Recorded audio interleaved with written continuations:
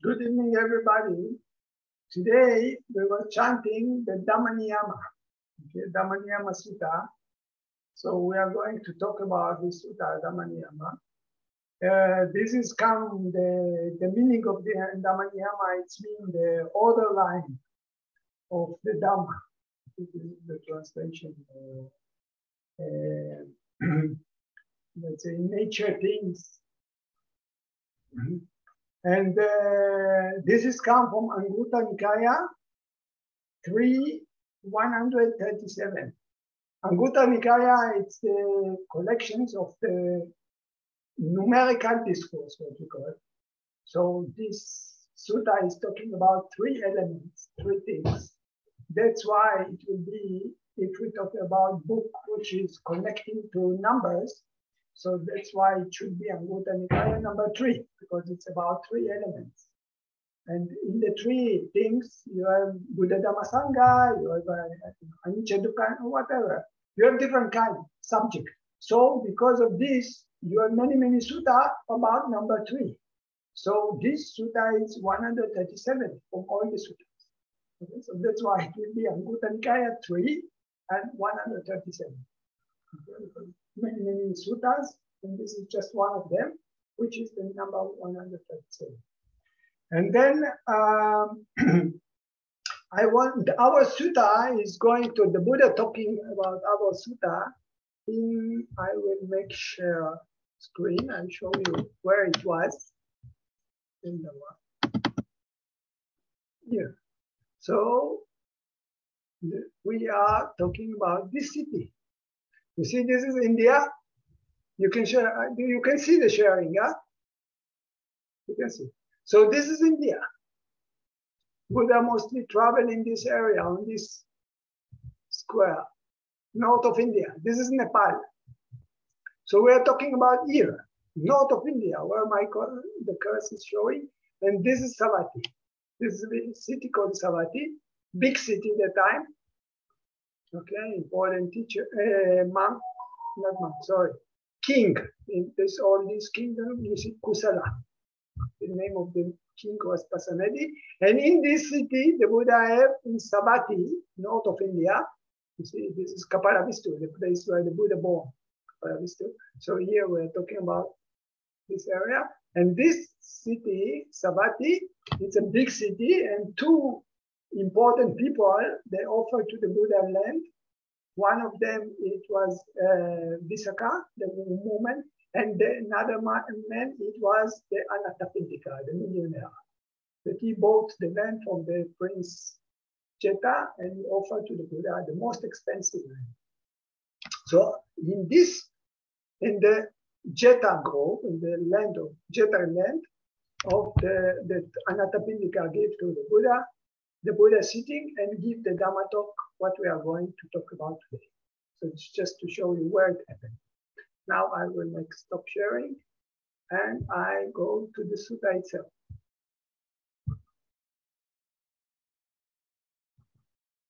This one. Okay. You see, so it's starting.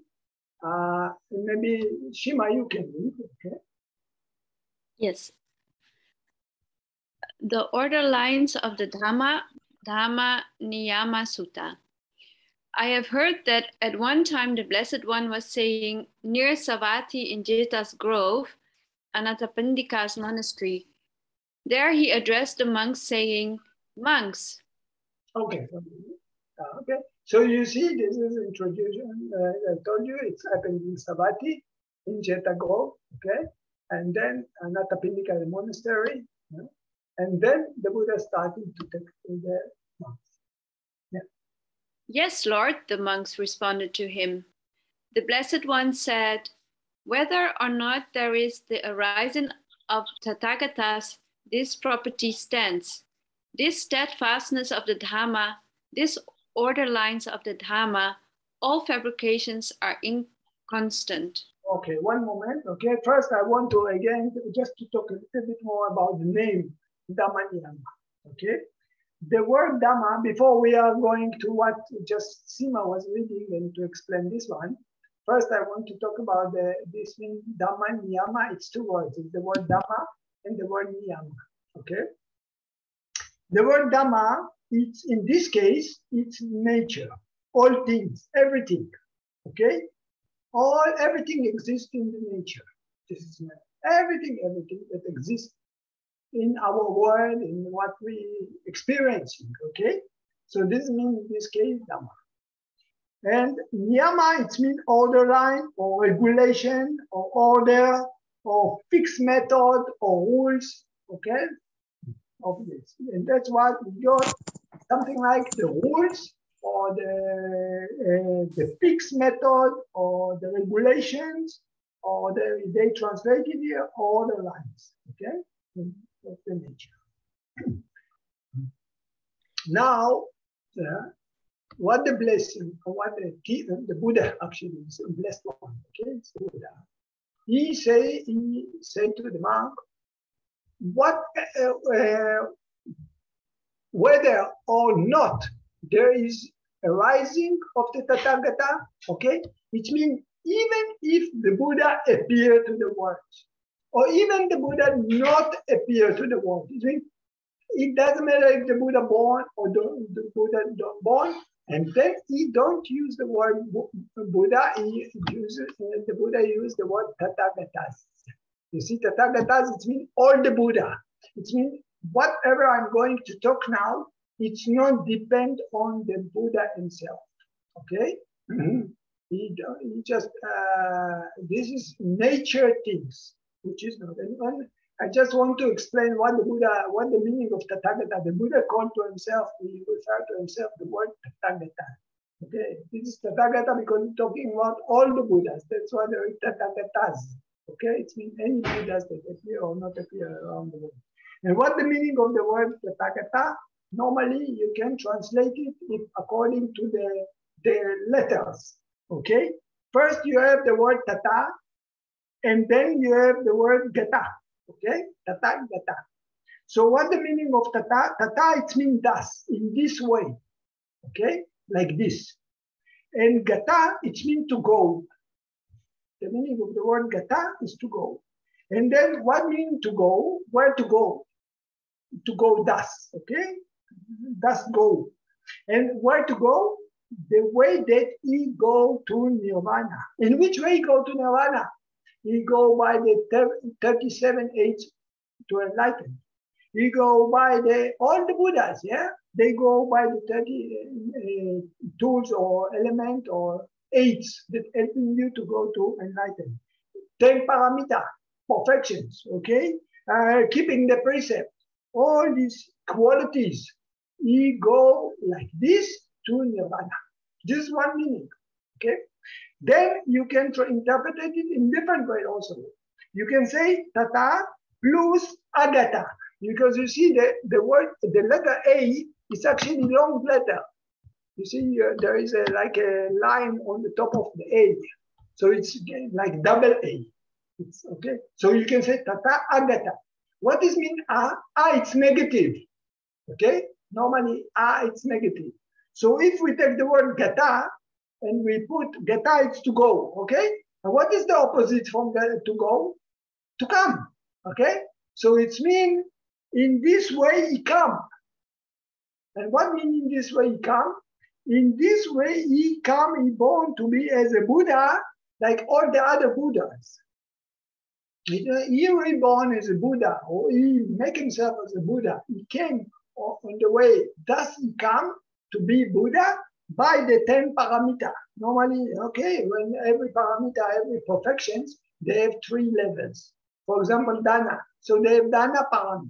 But they have Dana Upaparami, higher perfection of Dana, and they have Dana Paramata Parami, which is higher perfection.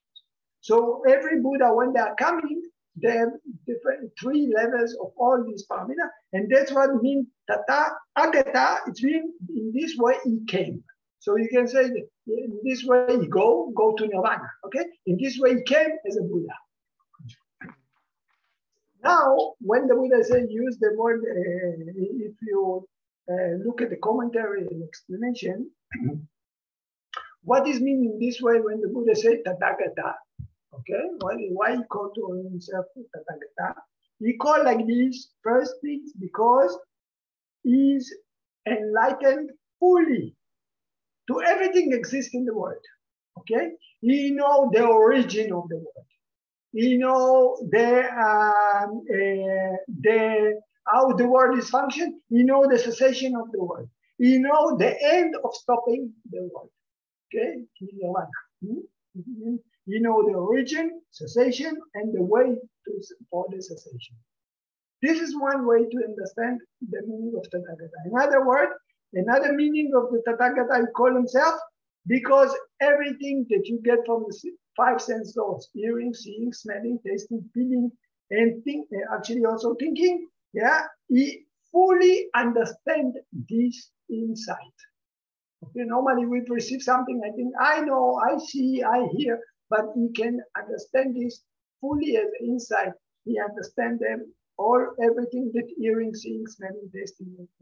Okay, so this is second thing to understand Tathagata. Another word to understand Tathagata is from the moment that he gets enlightened, all what he say is just so. It's just exactly that the way that he speaking. Okay, it's just correct. Okay, the way that he speak.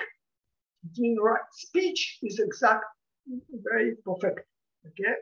Another way, it's the fourth. Altogether, you have five elements how to understand the meaning, what the commentary explain about Tathagata. Okay. He talk about his actions and his speech is exactly what he say. If I will say tomorrow I will go somewhere, he will go somewhere. Okay. If he don't say like this, maybe whatever. But his speech and his action is going exact together. It's not that accidentally he will make mistake. Not possible. Okay? It's the same like his speech and his behavior. It's like a water and the air that going together. Whatever, when the water going down, the air also going down. They cannot miss each other. So in the same way, the Buddha himself or enlightened person, whatever they speak, exactly they do. It's not if they say something, it must be like this. Okay? And the fifth thing to say Tathagata, it means that he is the winner, actually. Okay? There is something like the seer of all universe. He win the suffering. Okay? You see the things clearly. So this is actually when the Buddha used the word Tathagata. Okay?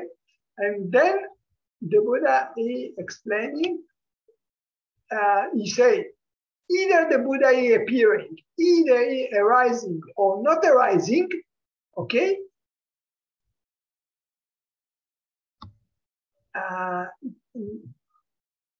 Yeah.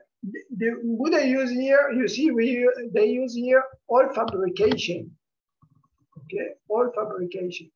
It means the Buddha himself used the word sankara, okay? Sape sankara. They translated fabrication. Actually, what the meaning of the word sankara in this case, okay? Okay, what is the meaning of the word fabrication? In this case, the Buddha used all sankara is inconstant, it's impermanent, okay?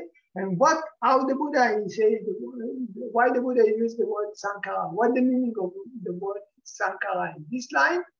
In this meaning, yeah, the word sankara in the Pali scriptures, you have sutta, you have Abhidhamma, and you have the Vinaya. And when we look about the words sankara, actually there is three meanings to explain it.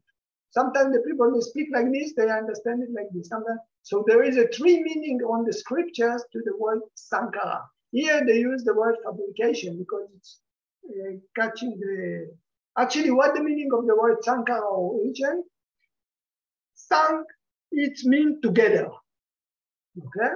Sank, it means together. Kar, it means to build, to create, to do. So when we take together the word sankara, we get volition formation or fabrication. Something that you create. Same like you take from clay and you create something. This actually originates the word of sankara. But like I said, in all the scriptures, you have three meanings to the word Sankara. One place, they talk about Sankara. For example, in the Abhidhamma, they talk about all the volitions, what is motivate us to do something. Okay? Anger, worry, doubt, loving kindness, compassion, all together we have 50 things that motivate us, that make us acting. Because of them, we will take actions. So, in the Abhidhamma, you have the meaning of Sankara, which is 50 elements, which is motivating us. Taking, okay, like for example, we have in the 5 aggregate. So we said body, feeling, memory, and then Sankara. So in this case, again, this means, this is in the sutta also talking. So the Sankara in this case, it's all the volition, all the things that make us, also the good and also the bad things. So this is one way when they talk about Sankara, people understand it in this way, all the motivation. But if you look at the Paticca Samuppada, the dependent on origination, what the meaning of Sankara? They say that ignorance creates Sankara, avijja pachaya Sankara. But in this case, you cannot say that motivation like wisdom is created by ignorance, okay? Because ignorance creates Sankara. So you cannot say loving kindness created by ignorance.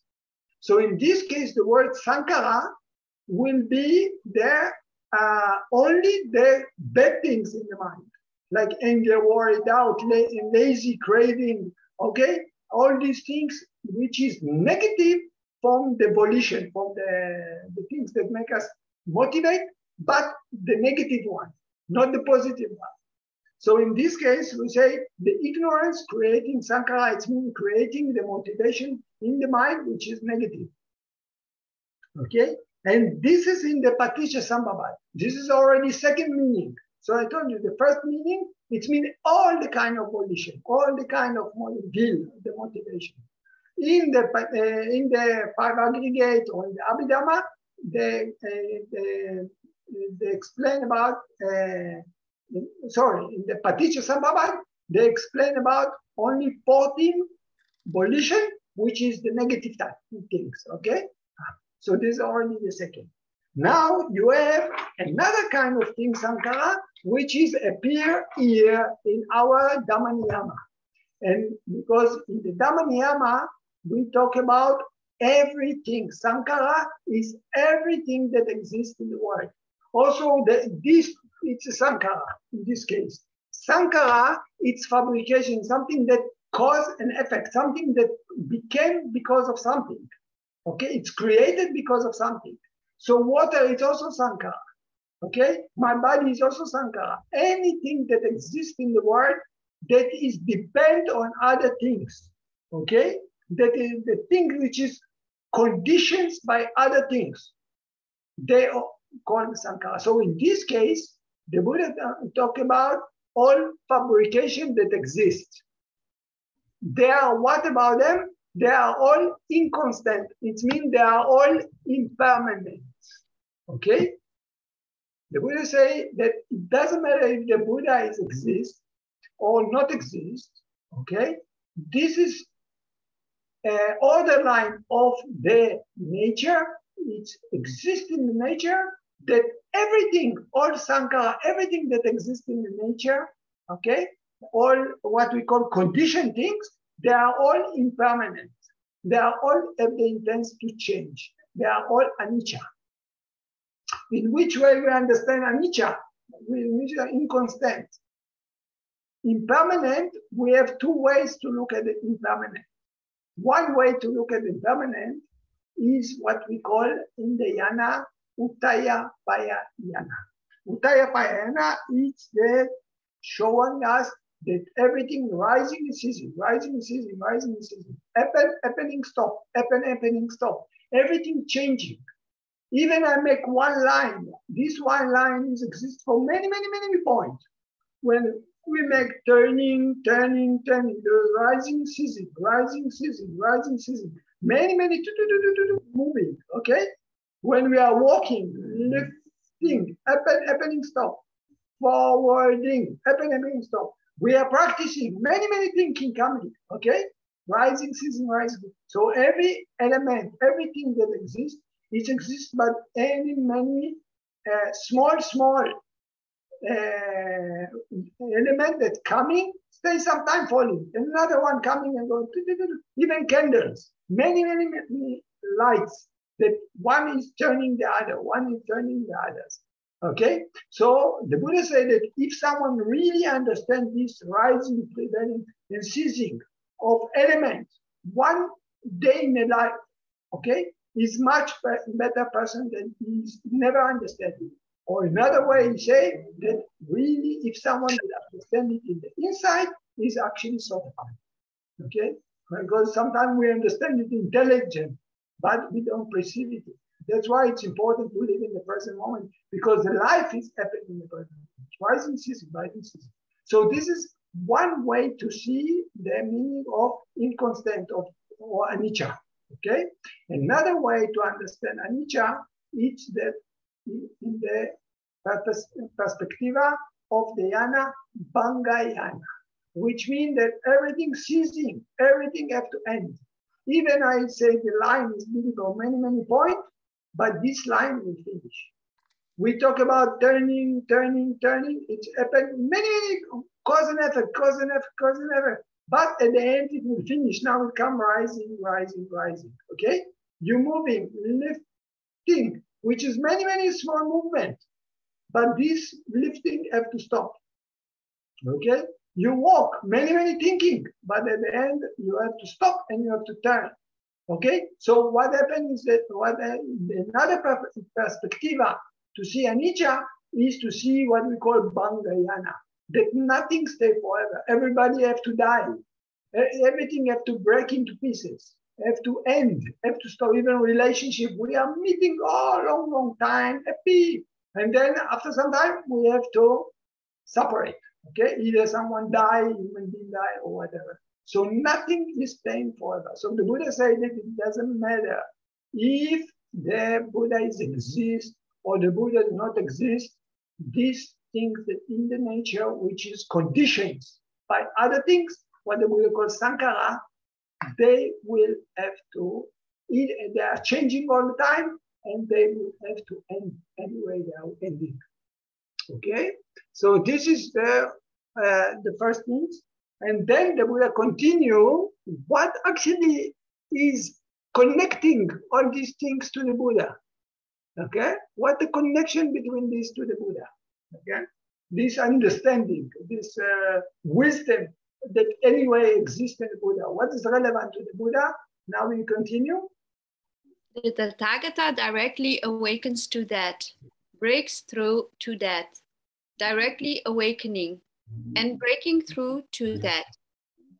He declares it, teaches it, describes it, sets it forth.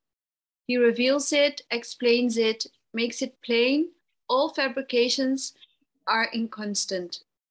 You see what the Buddha say actually. The Buddha used different kind of about 7 ways to explain what is the relevant to the Buddha. When the Buddha, something like found it, okay? He say, the Buddha himself in the very beginning in Pali, he used the word ajikati, which is the Buddha tell it. When he understand it, he exposed it, okay? So he informed the other people about this. This is okay? And then he say, deseti, which is he pointed out, okay? He preached it or expounded to others. Yeah? Then he used the word panyapeti. Panyapeti, it means make it known.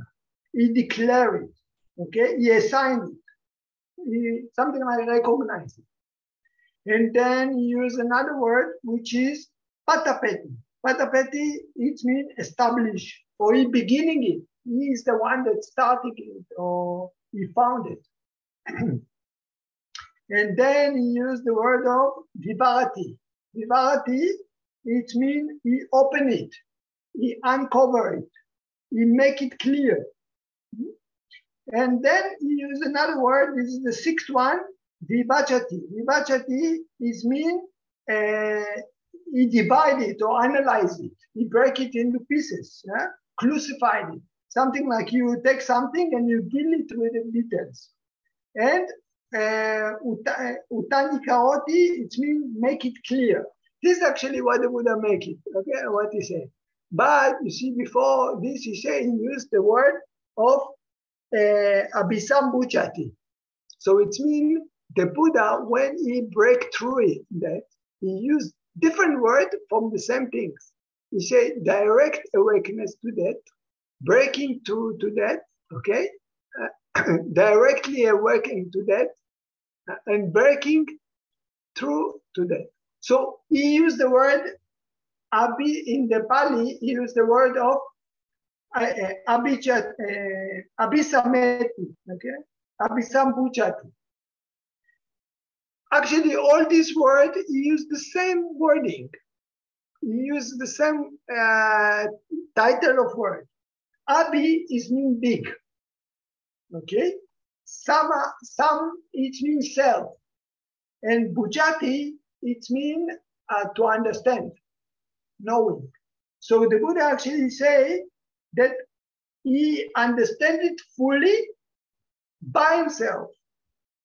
Okay, so that's what he said, directly awaken to this. It means he get insight through that by himself without a teacher. Okay, so that's why this exists anyway. But what the Buddha using this, when he understands that things is anicca, he will get insight through it, okay? But he used the word abhisambuchati, okay? Which is mean he gained the perfect knowledge or gain a perfect insight when he understands it.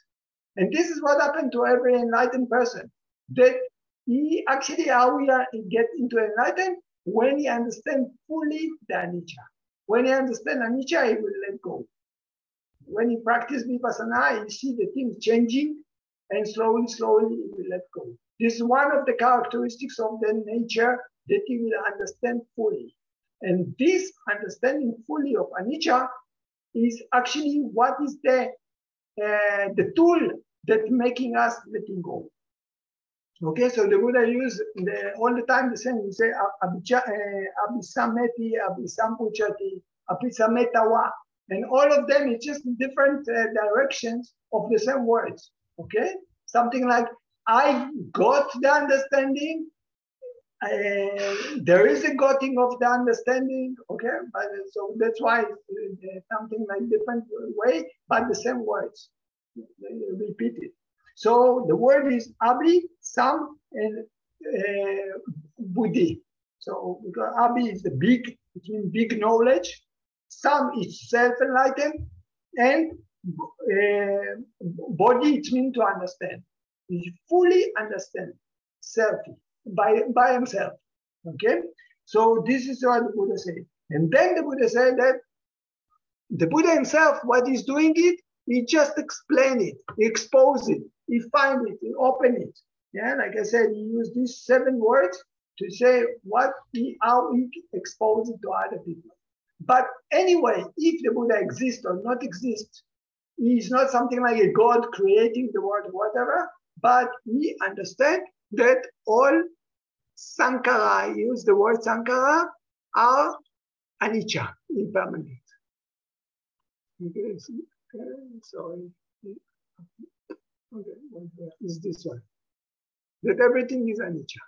Now, after the Buddha explained about anicca, he actually continue to talk about the other things. So please, Shima.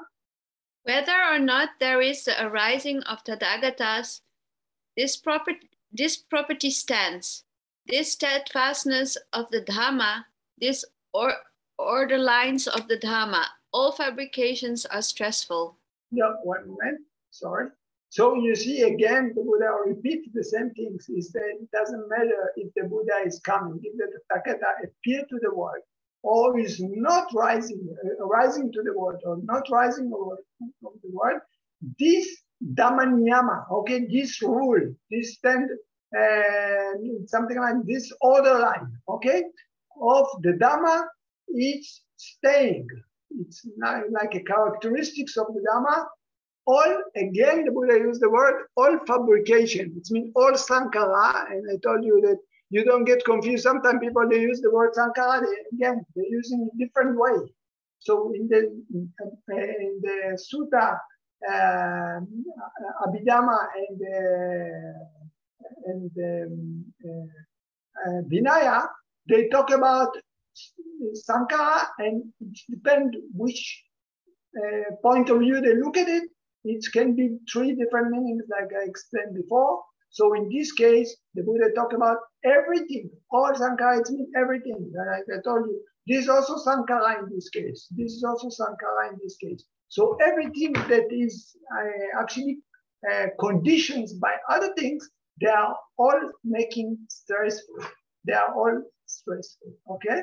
And then the Buddha, now I just want to explain, the Buddha used the word of dukkha, okay? Stressful, the Buddha used dukkha. And according to the Buddhism, we have three kinds of dukkha, okay? We have two kinds of things, or a way to look about our suffering. One dukkha, it's dukkha called dukkha dukkhata, okay? What is dukkha dukkhata? Dukkha dukkhata is the suffering that coming because we don't get what we want, or we get what we don't want. Actually, this is most of the suffering is coming from this dukkha dukkhata. Okay? For example, birth. So many things. You want a boy, come girl. You want this. You want a baby, you cannot get the baby. Okay, sometimes you don't want baby, the baby coming. This is birth, okay? And then sickness, maybe aging. We don't want to get old. We don't want to get sick. Then we don't want sickness. The sickness coming to us. We're losing our work. We're dying. Nobody wants to die. So most of these dukkha, they will come because of this dukkha dukkhata. It means that we don't get what we want, or either we get what we don't want. There is another dukkha that coming because we call it sankhara dukkhata, which is the dukkha that we have because of the condition inside us. We have anger, we have worry, we have doubt, we have lazy, we have craving. When we experience these kind of things inside us, we are not happy, okay? So in this moment, we are suffering. So it means in this case, sankhara dukkha, you see here, we talk about sankhara, which is the volition in the mind, which is the negative things. And when we experience negative things, then we are suffering. Yeah, so this is the second, our volition in the mind that cause us dukkha. This is the second kind of dukkha that we have. The third kind of dukkha is we call viparinama dukkha. Viparinama, it means changing, the thing change. It means that this is the dukkha that's created because of things changing. That's why we can say holiday is also dukkha. Why? Because the holiday will finish. Healthy, also dukkha. Why? Because healthy is finishing. Sometimes you will be sick. Yeah? So also the good things. There, people say, why are you so negative? Why you talk about this as a negative thing? But the problem is that even good food is finishing. Huh? Good, you go show or you go movie or whatever, you experience happy time, friendship, good friendship with people. So in this, the problem of it, that you cannot have it for all the time, it will finish. So this is suffering, that what we call in Pali, viparinama dukkha.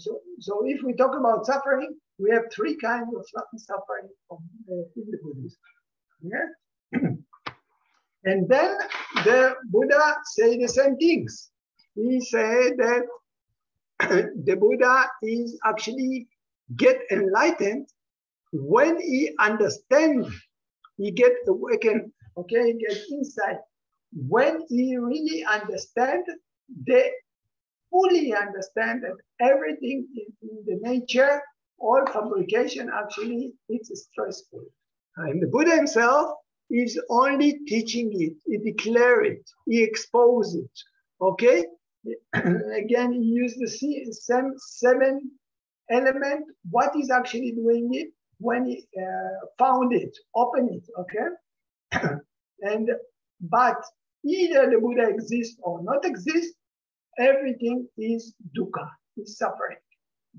So the Buddha, like I say, when he understood it fully, then the person that understands dukkha fully, then he get enlightened. But we don't talk about understand again intellectual, but we understand suffering in the inside. So this is the second thing what the Buddha said. Now the Buddha continue. Yeah, please. Whether or not there is a rising of Tathagatas, this property stands. This steadfastness of the Dhamma, this order lines of the Dhamma, all phenomena are not self. Okay, I want to show you something. Here, the Buddha repeating again the 3rd time already, and he said that either the Buddha or the Tathagata appeared to the world, born, came to his mother and became a Buddha. Either there is no Buddha, there is time there because all in the world there is Buddha come, there is a birth of the Buddha, teaching, and then after some time he dies, and then it will continue sometime his teaching, and then it will stop. And then there is a gap of time in the world that there is no teaching of the Buddhism. Nobody knows the teaching of the Buddha. And then after some time, another Buddha coming. Okay? Another Buddha coming, teaching, and then he died. His teaching continues sometime, and then his teaching also disappears. And then there is another time when there is, so there is one Buddha after one Buddha after one Buddha, and there is a gap between them with the teaching of them. So the Buddha said, even there is the teaching of the Buddha, either the Buddha is alive, either the Buddha already disappeared, even his teaching disappear. These rules of the nature exist. That now the Buddha using another thing. He say all phenomena is non-self. Why the Buddha here? You see here, he said fabrication. It means sankara. Here the Buddha already use another word. He say all Dhamma, okay, is non-self. What the meaning of all Dhamma in this case? Okay, now I want to explain you. Many people they're talking Dhamma, and I want to explain what the meaning of the word Dhamma, and also what the meaning of the word Dhamma in this case. Okay, if we talk about the word Dhamma itself, the word Dhamma it's come from the word Dhamma. In Sanskrit we say Dhamma. Okay, Dhamma. And the meaning of the word Dhamma or Dham is the things that lift you up. They lift things that take you from suffering into happiness. Okay, this is actually, or make a form, let's say, make a form. So this is actually origin the word of Dhamma. It means the things that make you take you from suffering into happiness. And that's why when you do something and it makes you more suffering, you can say it's against the Dhamma. When you do something and it's make you more happy, you can say, it's go with the Dhamma. It depends if it's something that you do and it's make you more happy or more suffering. So this is according to this mean Dham or Dhamma. But the word Dhamma, it's the same like I talk about the word, for example, house. Okay? So house, you take it and you put it in different places. You go to a rat house, okay? Or I don't know, so different auto house, I don't know what in German how you use, but if you put the house in different places, it gets another meaning. for example, in Israel, in the Hebrew, when you put the house nearby, you get the toilet. If you use another place, you get the synagogue. If you put a, like I said, a rat house or house, but officially house, it's a 4 walls, roof and floor. But every place you put, you get another meaning. So in the same things, it's happened with the word Dhamma. It depends where you put it, how you put it. You will get, like for example, Lokadhamma, okay, or you get okay, the teaching of the Buddha, Buddha Dhamma Sangha. So every place like this, you get another meaning. You can get in the Sutta, Vinaya and Abhidhamma, you can get about 35 meanings, different kind of meaning. But in this case, the Buddha talk about what? He talk about all things that exist, okay? Everything that exists. And why the Buddha talk about here, he used the word of fabrication, of sankara, which is conditions by something. And here the Buddha he talk about all phenomenal, which is called what we say in this case, the Buddha used Dharma. Here the Buddha changing, he don't use sankara, he used all phenomena or Dharma. And the reason that the Buddha talk about this, because there is something in the nature which is not conditioned by anything. And this is nirvana. It means that if you take everything with conditions, include nirvana, this is all the Dharma. And of course, Dharma it exists in the nature, because if nirvana is not existing in the nature, nobody can reach nirvana. Okay, but nirvana itself, it's not anicca. In the moment that person reaching to nirvana, there is no coming back anymore. You cannot change it. So it's not conditions by anything. And another thing, so it's not anicca. So that's why the Buddha didn't say all phenomena is anicca, because nirvana is not anicca. And also, there is no suffering in nirvana. In nirvana, there is totally nirodha of all the elements which is suffering. So the nirvana is the only thing which is not anicca and is not dukkha. But it's anatta. Why it's anatta? Because you cannot say, I want to go to nirvana, you go to nirvana. Okay? You cannot choose or not choose to go to nirvana. So it means you cannot control it. It's non-self, it's anatta. Okay? It's not, but actually everything in the nature is non-self.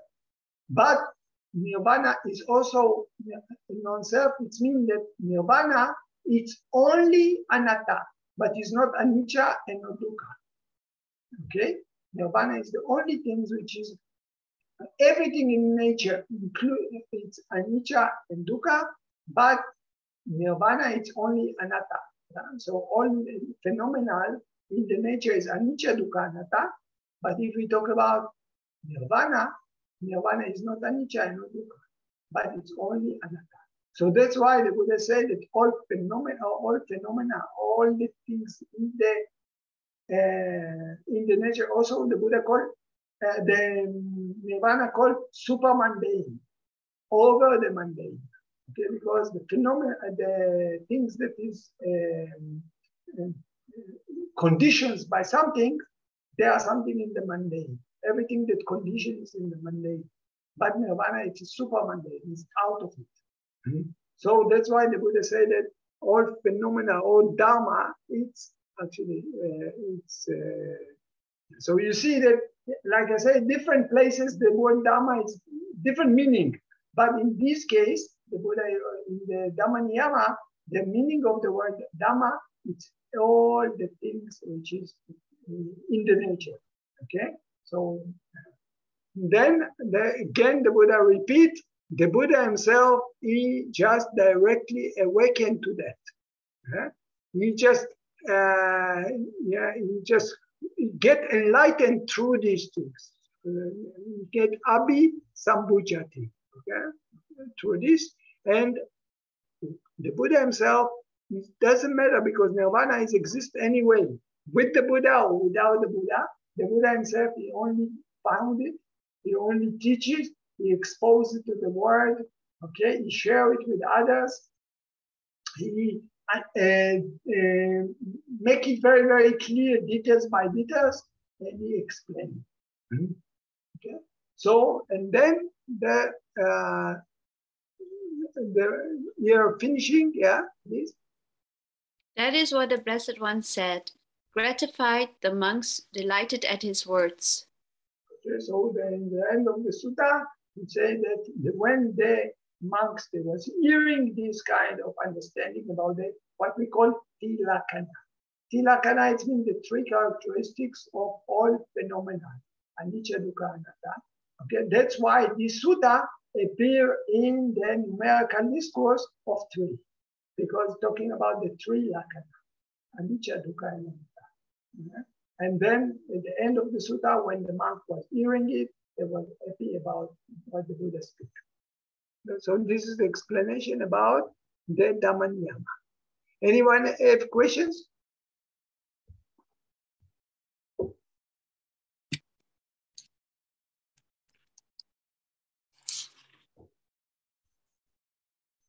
I've Yeah. got, Yeah. is sankara the same as samskara? Yeah. You see, because you speak about some skara, but there is no. This is wrong. The M in what happened that they write in Pali. In the Pali letters, in the Pali there is no letters. Okay, we start with this. So Pali language, you can write any letters that you want. You can any letters that you want. For example, Sri Lanka or Burma and whatever, they write it. For example, the last concile of the meeting, I think it was 56, if I don't wrong. They put it first time in all the kind of letters beside Hindi. Okay, the monks, there was from many places. So they gathered together in Burma. I think in Rangoon it was, and then they first time they write it in many languages. Okay, because there is no letters ABC of the Pali itself. So the monk, I think it was what the name was, German monk. I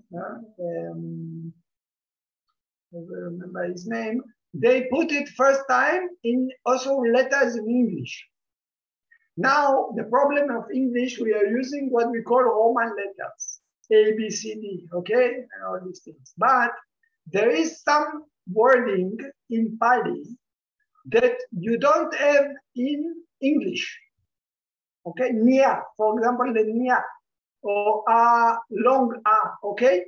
So the word ang also is not exist in English. You cannot write in ang, okay? It's like a combination of letters. So they have to think to develop some kind of letters that it will be suitable to write the Pali language.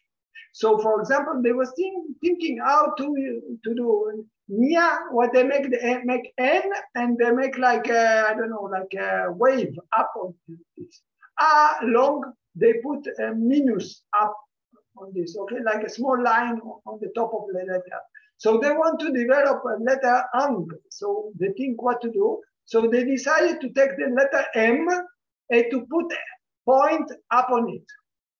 Okay. So what happened is that when we are reading and we don't understand that this is actually ang, because what happened, we don't get ABC of the English letters.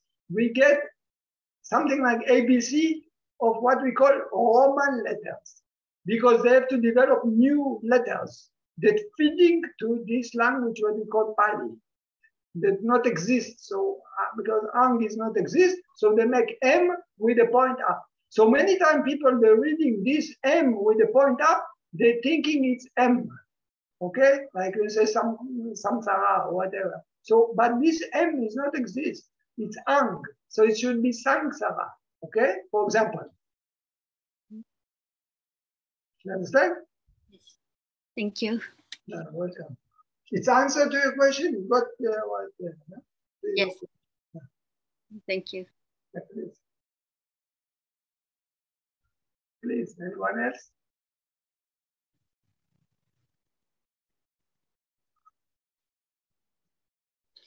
Yeah, maybe I have another question. So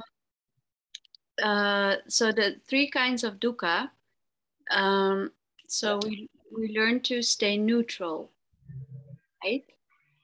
You see, about the three kinds of dukkha, the Buddha said to overcome the dukkha, it's only by the vipassana. Only by looking at these nature things. When you are using the four foundations of mindfulness, or let's say to complete, do good, don't do bad, and practice and clean your mind. So it's the Eightfold Path. Okay, if we include all the teaching inside there. To overcome the dukkha, it's not to stay only neutral, because sometimes you cannot. Someone tell you something bad, you try to stay neutral, difficult. But to overcome this anger that appear because someone tells you something bad, you have to use the mindfulness and to acknowledge it. For example, if you feel anger, worry, whatever dukkha is there, greed or whatever. So to overcome the greed, anger, delusion in the mind, which is making us all the suffering, the attachment, is to look at these nature things of the attachment, of the tanha. This is what the Buddha said. So when you are practicing the mindfulness, the four foundations of mindfulness, the process of it will be that slowly, these hindrances from the mind will cut, and then you will cut them off.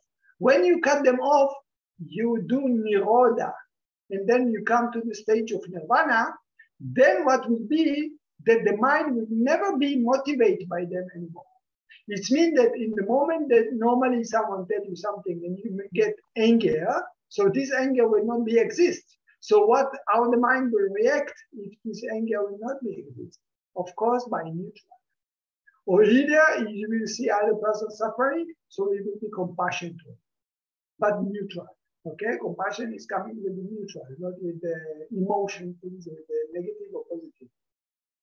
Okay, so the neutral will be the result of the cleaning the mind from the hindrances. So to overcome the dukkha is not just to imitate, to do, I will be neutral, I will be neutral. It's not possible like this. It's very, very difficult. But if you acknowledge the not neutrality or whatever coming, the process by the time will be into the situation that you will be neutral. Okay, so this is the result of the enlightenment. Or even before enlightenment. Thank you. Welcome. Please. See, we are talking about 16 jnana, we're talking about other things, what we are practicing. This is not a really important thing. When you're practicing, all the teachers talk to you about the development of the practice according to anicca, dukkha, and anatta. Whatever you would experience, they say, you see the anicca through it, you see the dukkha through it, you see the anatta, you see how the things are changing. People, they have many thinking. Say, do you like the thinking? Say, no. Sometimes I don't like the thinking. Can you control the thinking? They walk, they lose the balance. They lose the balance. You all the time lose balance? Say, no. You want to do something in your life, you're not successful. You say, no, we don't like it. Can you control your walking, never lose balance? You say, no. So you see, anicca, dukkha, anatta. They fall in sleep. They say, my meditation very bad. I don't like it. Why? I fall in sleep. I cannot concentrate. Also, falling in sleep, anicca, dukkha, anatta. Mindfulness, I cannot be mindful so good. Also, anicca, dukkha, anatta. Because you want to control the mindfulness. You are not happy. Why my meditation very bad? I'm a very bad meditator. Okay, you see your nature. So then you see anicca, dukkha, anatta. When you understand it more, you learn to let go. Why I should be attached so much to my concentration and mindfulness? Why I should be attached to my body so much? Why I have to think I'm not a good meditator? This is my nature. This is the nature thing. So you learn to let go, not to take yourself too serious. When you are seeing these nature things, you are not fighting with yourself. You are letting go, letting go, letting go. Not the ego. Oh, I'm controlling. I'm the best, or I'm not the best. I'm not good. So this is just, you see, this is anatta. It's just a process. And when you understand it more, this is the letting go of what we call nirodha. Any other question more?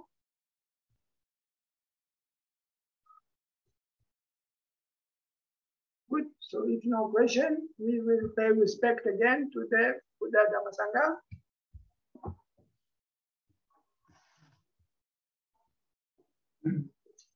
Aham Samma Sambuddho Bhagava Bhutan Bhagavantan Abhivarade Savakato Bhagavata Dhammo Dhamma-niyāma-sutta Suphatipanno Bhagavato Sāvaka Sangho Sanghan Namami. Thank you. Thank you, Ajarn. Welcome. Good night. Good night. Narada, Laila Tov. Laila Tov.